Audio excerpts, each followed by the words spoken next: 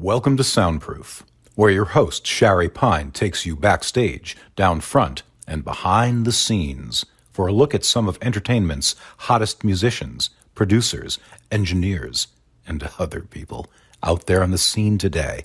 And now, here's your host, that cool chick on a hot mic, Shari Pine. Hi, everybody, and welcome back to Soundproof. I am still your host, Shari Pine, and that music that you hear at the beginning of each episode is still my tune. That's enough about me. Actually, it's never really enough about me, but let's just get right into it. I have an amazing, amazing guest. I know I say that all the time, but this person is truly a mystery to me, and I'm so glad that they agreed to come on. So they are a two-time MAC Award nominee. For those of you not very familiar with what MAC is, it is Manhattan Association of Cabaret. So they are a two-time MAC Award nominee. They have a show coming up February 26th at 7 p.m., which is a Saturday night, y'all, right here in Manhattan. We'll talk about that. The title of their show is Music of Manilow. And if you're a Fanilow, you're going to love to be at this show. Without further ado, let's get right. Woodruff, please. Are you there, Dorian? I am here. Hi. Welcome. Hi. And thank you. Yes, thank you for having me. So I would like to ask you many, many questions, and I don't know where to begin because, as I said, you are a mystery to me, and very compelling artist you are. And again, thank you very much for coming on the show. we're going to talk about your show, and this show that you have, like I mentioned, on February 26th at Pangea in Manhattan is a continuation of shows that you did just a few months ago. That would be last year in November and December. Can you speak about that? Well, people for years had asked me to do a Manilow show. They said the music would be suited to my voice, etc., blah, blah, blah. And I always rejected it because, I'm not really into tribute shows. Because when I go see an artist, I want to see what their personal connection is to everything. Yeah. So I started working with Gregory Teroyan, who is an amazing jazz pianist. Yeah. And he and I kind of can speak the same language because I can say, let's do a tritone subs on this chord here, or let's add a sharp 9 here, or let's do a flat 5/7 here, so we can speak that language. And so then he kept prodding me. It's like, you need to do a Manilow show. And so this show just came about very organically. And so it's just how, I became a Fanilow when I was 10 years old. Yeah. And, I was telling the show that, my piano teacher had assigned me Chopin's Prelude in C minor. Oh, that's and beautiful. I argued with her that it was written by Barry and not Chopin because I had heard it as the opening to Could It Be Magic? Isn't that funny? So, that's how it all started. And so this, talks about, my time, as a preteen and as a teenager. And then when I started playing piano bars, Manilow tunes were always in the mix. And then it touches briefly on the few times that I subbed in on a few dates on one of his tours back in 1997 as a backing vocal. Get out vocal. of here, for real? So I've spoken with the man maybe 4 seconds in all of that. But anyway, I touched briefly on that. Okay, so let's dive in. So let's get to the beginning of Dorian Woodruff. Am I pronouncing your last name correctly? Yes. Okay. Mm-hmm. So let's go back to the very beginning, if you would, because you mentioned you were listening or you were a Fanilow since you were 10. what was Dorian doing as far as music, musical theater, music listening, music shopping, music radio listening, anything music? What kind of training or self-teaching, anything from the beginning? Well, I started taking piano lessons when I was 4. Oh. Yeah. My first piano teacher, her name was Gloria Rebeck, and she had the biggest hair of anyone I have ever met in my life. Oh, man. Yeah. And then, I kind of outgrew her, and then I started taking piano with another woman, Mrs. Eula May Stipe. Oh, I like that name, Eula May. Yeah. She was the wife of a Nazarene minister. The wife of a Nazarene minister. I'm writing this down. Yeah. And but all she wanted to teach me was hymns. I was like, I don't want to learn hymns. And so I left her, and then I started studying with a woman named Ann Chamley. How long were you with the wife of Nazarene minister? Oh, probably 2 years. Can I write a song called The Wife of the Nazarene Minister? Sure. Go ahead. Sorry to interrupt. Yeah. So then I started studying with a woman named Ann Chamley, who, at the end of our piano lessons, she would show me jazz voicings. I was like, oh, so I can play this in my left hand and just play this in my right. And it creates this upper structure, and it changes the whole color of everything. I was like, that's what I want. I want to know that. Oh, how beautiful. And that's when I discovered the listening rooms at the library, where you could go, and they had stacks and stacks of LPs, and you could take them and you could go in a listening room. And they were these little rooms. They were like 2 feet by 3 feet. And they had a chair and a turntable in there. And that was it. Like a little. And you could put these albums on and just listen. Yeah. So I would spend afternoons after school and Saturdays at the library listening. And so that's when I learned, I was listening to Oscar Peterson and Bill Evans. I was like, I want to do that, Well, I've always had some kind of little weird nerve thing in my left hand. I think it's from a childhood accident, according to my mother. I don't remember it. So my left hand doesn't move as quickly as I want to. My brain's telling it what to do, but my hand doesn't move quick enough. Yeah. Oh, okay. And so I got really good at playing ballads because, we can take a little time there. We can put some space in there. Okay. And then I discovered singers. I discovered, Shirley Horn. Oh. And I was like, holy moly, And then I discovered Mark Murphy. And he just, I'd listen to these albums and I would think, why is he stopping to sing? Why is he continuing? And then all of a sudden he would come back. I was like, well, and that's when I learned about space. Oh, space. And that space can be more important than actually doing something. Less is more. Less is more. Yeah. Of course, when I got out to Vegas and worked for Liberace, the less is more thing didn't apply. Okay, guys, I don't know if you listeners are listening, totally got that, but he just said he worked with Liberace. Let's go back. Let's talk about your work with Liberace. Well, I was just a chorus boy, and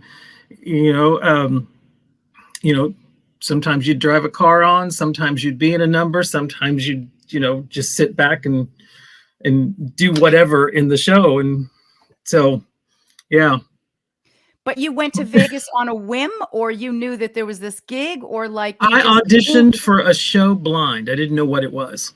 Oh. And then I got a call and said, can you be in Vegas in 3 days? I was like, sure, why not? Wow, what a life. Yeah, I was 18. Want to be in Vegas. I want to be in Vegas in 3 days, for 3 days, or more. Yeah, I was 18 years old in Vegas on my own. Oh. Yeah. Can you tell? Okay, so Liberace, the work with Liberace in Vegas is like at the fore. But can I just ask you about being 18 in Vegas? Do you? I've never been to Vegas. I've been to Vegas in my mind, but can you tell me about just the landscape? Anything that sticks with you? I know we're going off on a tangent, but anything that sticks with you from the landscape, whether it be strip mall, drive-in, casino, topography? Well, I never spent a lot of time in the casinos because I mean it's just not my thing. Yeah, But the I could outside, I guess I meant the signage. decide it. Well, see, at that time it was really cool because there was a lot of old fashioned neon, and a lot of chaser lights and things would, it's just really, really cool. Yeah, and Vintage. vintage. Yeah, you know, and I don't know, looking back on it, I realize now how amazing it was to see that time. Because when you go out there now, it's just kind of gentrified and for a while it was Disneyfied, because they were trying to get families in and everything. And I was like, that's not the purpose of Vegas. Um, it was just a really, really cool time. Wow. Wow, it sounds wonderful. So after the discovery of Shirley Horn, and you said Mark Murphy, let's pick it up from there. Yeah, I was like, that's how I want to sound. That's how I want to sing. Yeah. And then of course, other teachers tried to get involved. You need to do this with your voice. You need to take this lesson. You need to study with this teacher and everything. And I quickly discovered, because it was getting near the end of high school and going into college, that teachers don't really want to nurture your natural sound. They want you to sound, well, you have to sound like this. You have to sound like this. You have to sound like him, and not what I wanted. So I kind of bucked the system and made a lot of voice teachers angry. But then I studied with a lady, her name was Elsa Porter, and she was a student. She learned everything she knew from Dame Eva Turner, who was a Metropolitan Opera soprano, was Tchaikovsky's favorite soprano, so I'm told. And I actually got to meet Dame Eva later in her life when she was in her 90s, which was really, really cool. What do you think about opera? I think opera is wonderful. If you have the chops for it, you've got that drive and that passion, go for it. Now I have seen opera singers, and I know a lot of opera singers. One of my dearest friends in the world, Diane Circle, is amazing opera singer. And then also Emily Pulley, who's a Metropolitan Opera soprano. We went to college together. Amazing. And I think what sets opera singers apart, the ones that are really, really successful, is, even though the libretto is written for you and that backstory is written for you and everything, I see opera singers that take it a step further and create an additional backstory and make it personal. And that's when you're involved and you really want to see them. Right. I mean, I was classically trained in college. Miss Porter beat it into me, and so yeah. Wonderful. Can I ask you? First of all, Nick, are you there?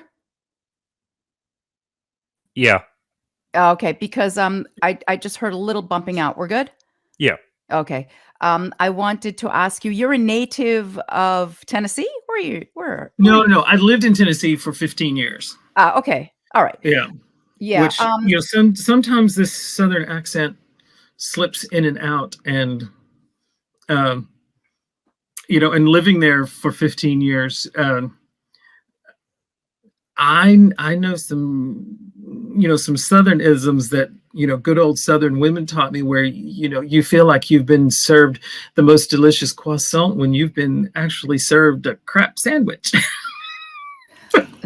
Yeah. So, yeah.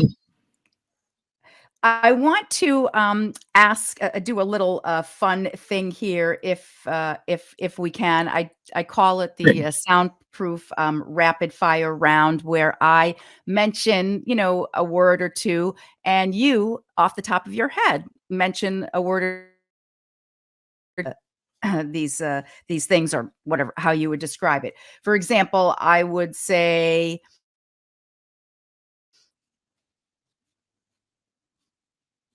You've frozen.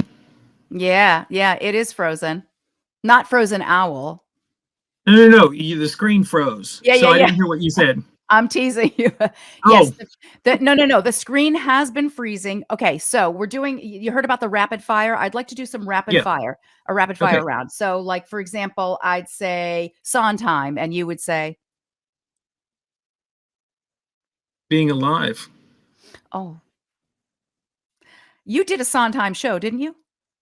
I did not do a Sondheim show. I was a guest on a show, and I did a small Sondheim set.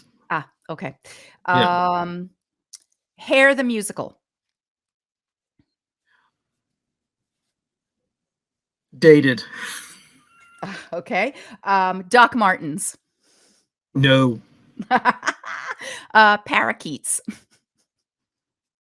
Owls are better. Okay, talk to me about owls. I know, ladies and gentlemen, you might not know this, but I think I might know a little bit. I think that Dorian has an affinity for all things owl, or where did that come?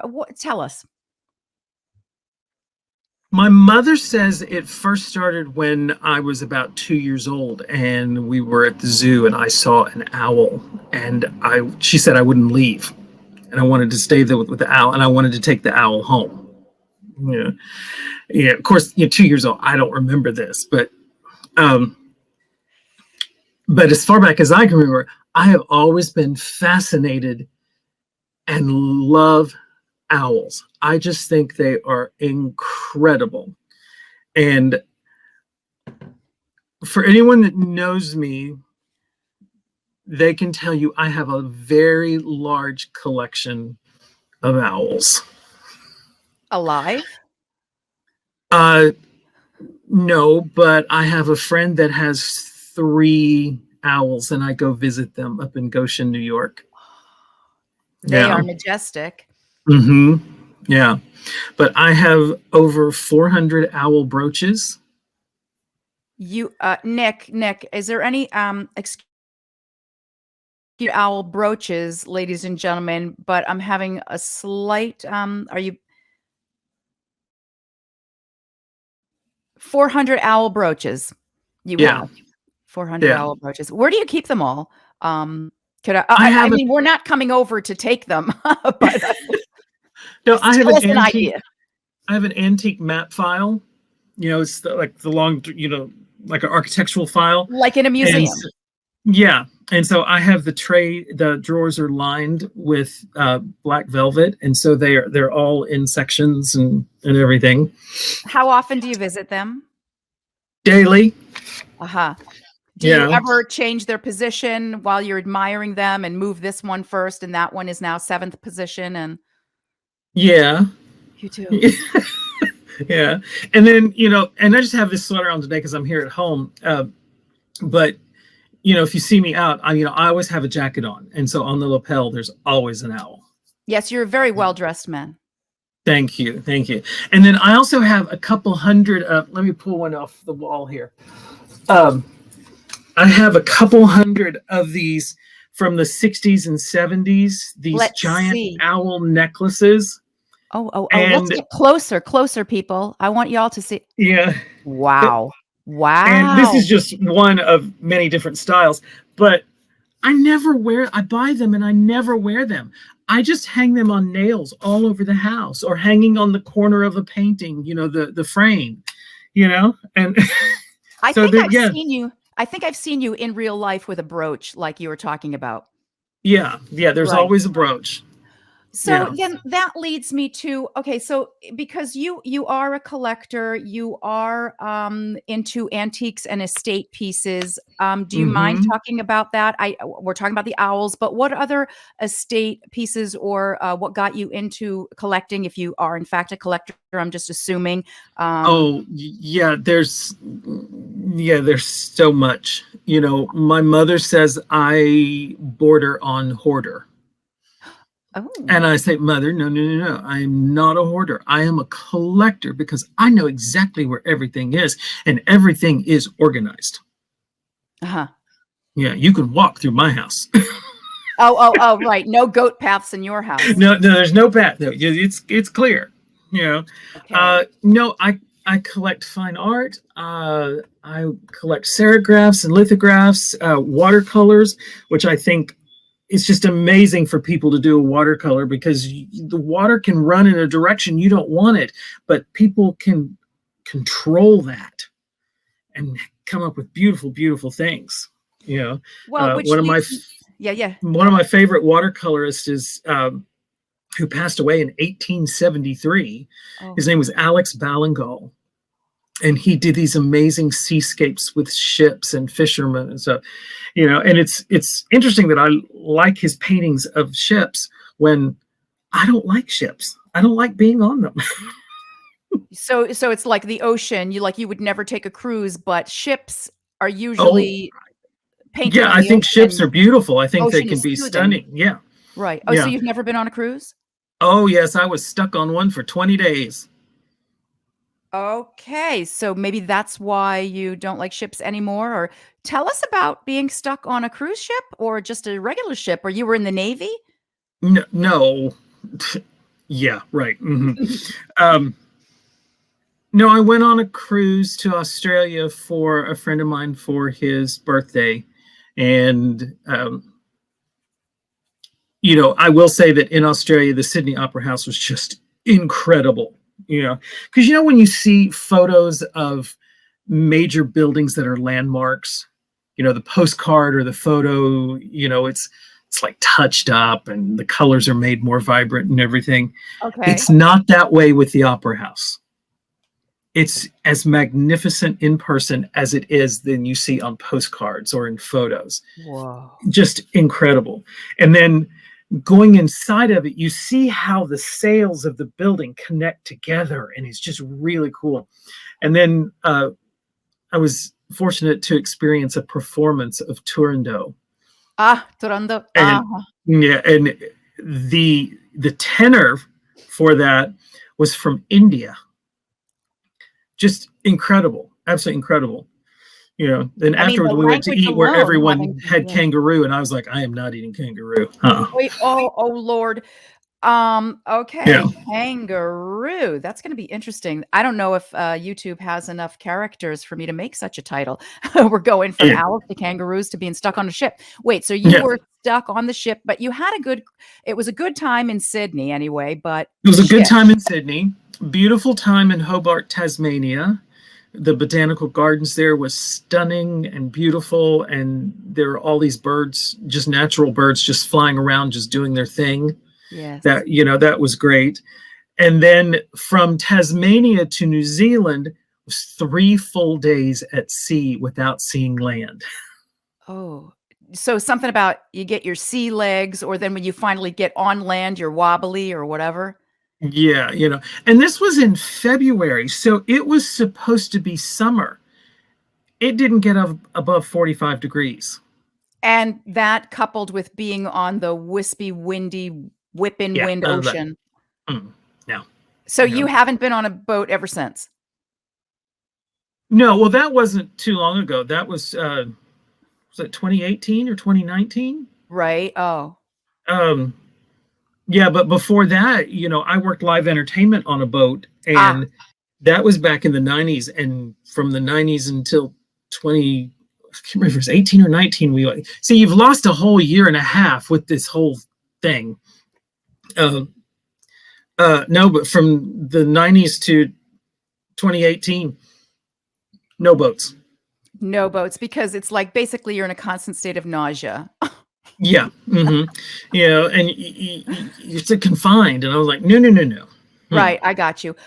Okay, so I know we were doing rapid fire, but I just want to ask you, since you have a lot to say about art and art appreciation, whether it's architecture or antiques, estate jewelry, things like that, which I find very interesting. I took a sneak peek, and I just want you to correct me if I'm wrong. Do you needlepoint? I do. Wow. I Tell, do. tell. When I was a kid, my grandmother had uh, a little boutique shop, and it was called Pearl's Yarn and Knit Studio. And she had needlepoint canvases also and everything. Well, when she closed it, I think she closed it in, I can't remember how old I was, but everything just went into storage. So, you know, I kept all these canvases and stuff all these years and didn't do anything with them. Well, then the pandemic came around, and I thought, oh, well, I'm sitting at home. So I started pulling out canvases, and through the pandemic, I've finished about 30 canvases. Oh, wow. Do you have any within arm's reach to show our viewers? I don't know. It's in the next room. Okay. No.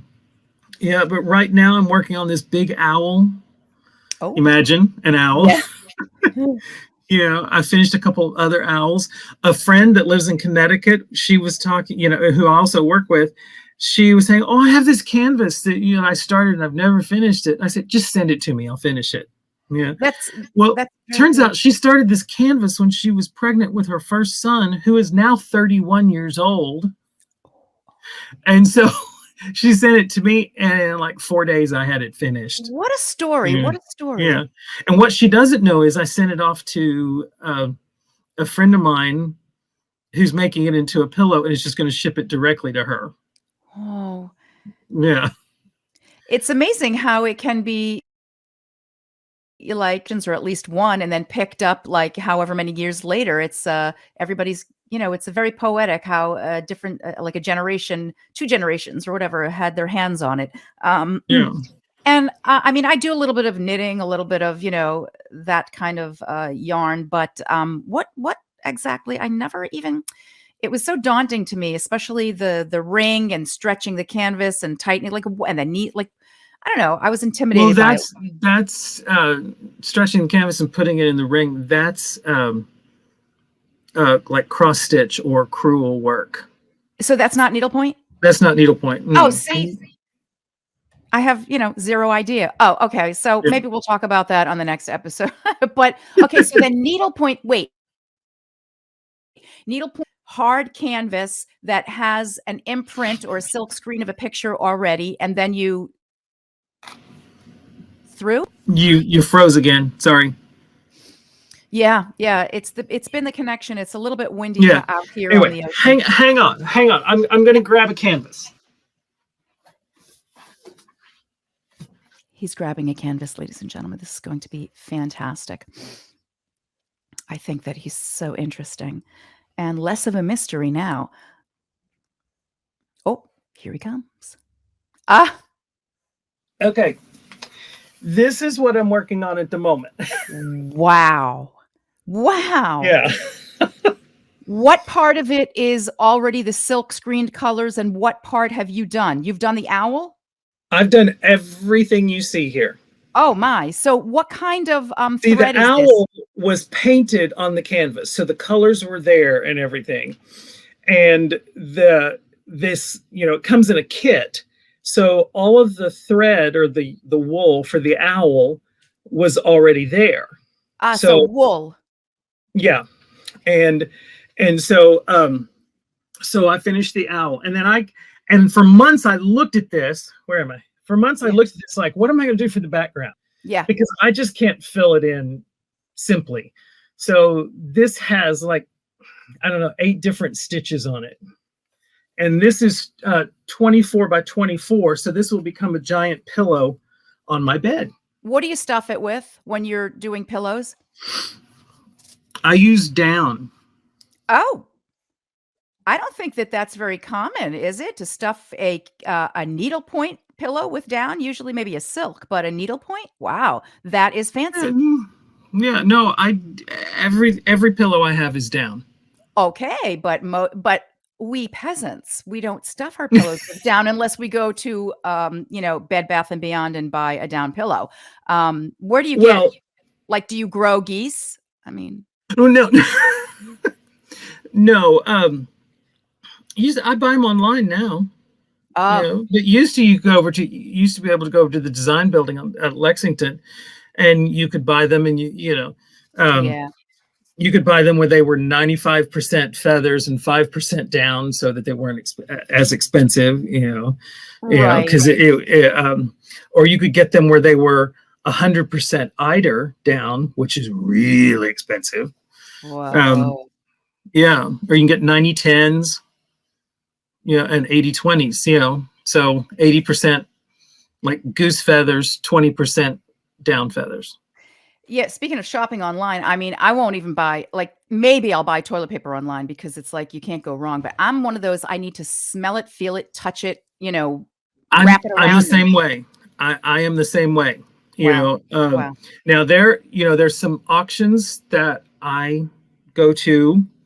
My friend Joanna Halev and we go over all of the antique auction websites at Doyle and Stair and Christie's. Yeah, and then she and we drive back and forth to Hudson, to Oh, go to the shops up there and then see the auction previews at Stair Gallery. It's like this painting right here, this big one, I bought up at Stair. wow. You You have know, a lovely friend to travel with. yeah, yeah. And then the small florals around this Yeah.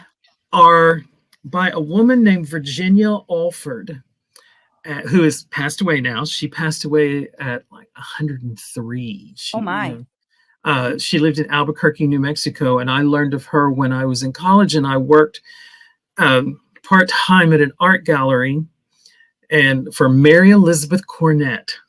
Isn't that a great name? Mary Elizabeth Cornett. Yeah. Mary Elizabeth, right. And she was friends with Virginia, and she had several of her florals, and I just love them because they're done with a palette knife, and so they're just really just Well, rough and brutal, and framing needlework is really gorgeous. yeah. I wanted to ask you, because we're coming up on time. Could you please repeat where you're going to be performing next, the times, the dates, all of the particulars, and leave us off with maybe a dirty joke? Okay. Well, the show coming up is called Studio Musician: The Music of Manilow, February 26th, 7 p.m. at Pangea.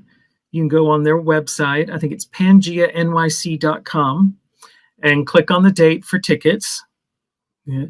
And Gregory Troyan is on piano, and Lena Koutrakis has directed.